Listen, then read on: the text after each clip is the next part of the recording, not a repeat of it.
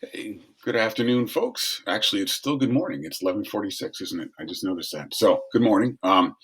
Real quick, I want to give you. I'm going to share this with you this afternoon, with also the rubric for the AP prompt.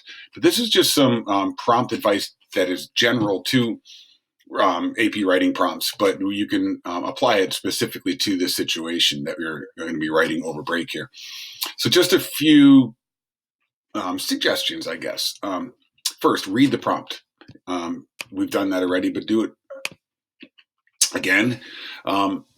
Prompts are specific, and this is why we're so focused on this. Prompts will basically usually tell you what they want. Not just the one I gave you today, but in general, prompts will tell you the kind of response they want. They're phrased such that they want to elicit a certain type of answer, not a specific answer, but a specific type of answer. They want you to respond to what they are asking. And that's true of our prompt this weekend, too. Read the passage carefully. We've already done that, but you can do it again, having read the prompt. If possible, mark up the reading with underlines, comments, things like that that will help, a little asterisk or a star, things that will let you remember where a good quote is and that kind of thing. You own the books, so go ahead. Organize your ideas before writing, very important.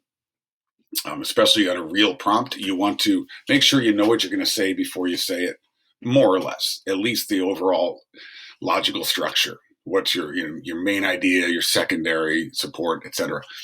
And this should be an inductive process. What that means is that this should happen. The ideas that you write about should come up from the thing you read itself, from the piece of reading. It should be organically sort of drawn from that, not imposed. You don't come in with your own idea and just impose it upon the text. You should read and let it kind of grow up from the text. That way, and that really helps you when you need to find quotes and whatnot, because the text has guided your thinking all along. Important, skip the intro, maybe one sentence or two introduction, and then the thesis, very short. I shouldn't say skip. Make the intro brief. We don't need any kind of long preamble for this, as you would maybe in a term paper. Thesis should make a complex claim. In other words, say something that needs to be proved, and something complex enough that it will provide you with 2 or 3 body paragraphs. Also, very important, a thesis, as I said above, needs to answer and address the prompt. The thesis should definitely be a response, even with some of the wording perhaps that's in the prompt. Well-built paragraphs, really important. You want your paragraphs cohesively structured. Most important idea first, secondary, tertiary, etc., and have them structured around strong topic sentences. You want the first sentence of each paragraph to pretty clearly lay out what it's going to be saying.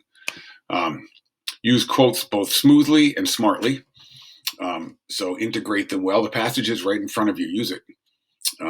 But don't use large, bulky quotes that are sort of pressed into your narrative. You want small, precise pieces of evidence, as I say here.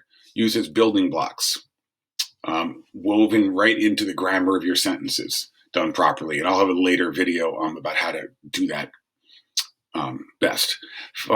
Use but don't abuse literary language. Very important. I've given you a couple of suggestions of literary terms to think about.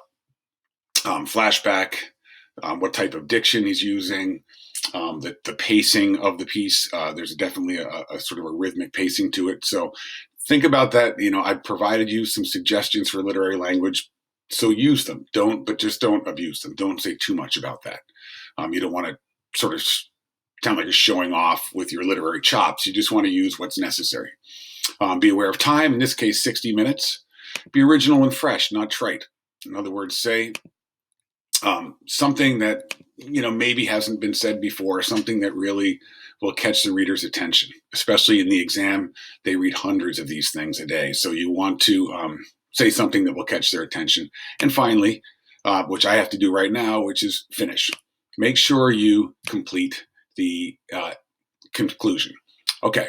So I will talk to you soon. Good luck and have a nice day.